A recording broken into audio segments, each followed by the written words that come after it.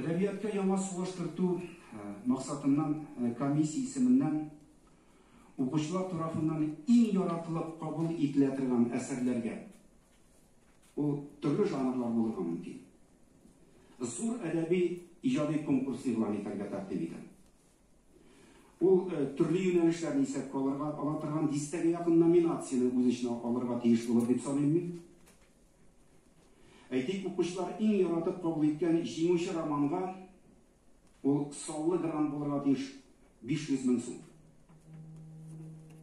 Чыгымнар барлык номинацияләрне кертеп, минемчә 10 миллион сум тирәсенә тәшкил итәргә мөмкин.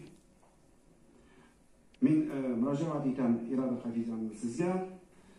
Айрат Ринатович инде комитетта без янәшәгенә шуңа күрә бергәләп язучылар берлегеннән дә алардан да тәкъдимнәрне ишетеп, якын арада менә бу игълан ителергә тәкъдим итә торган конкурсның шартларын эшләп тәкъдим итсәгез, без август аенда бу конкурсны игълан итәр идек.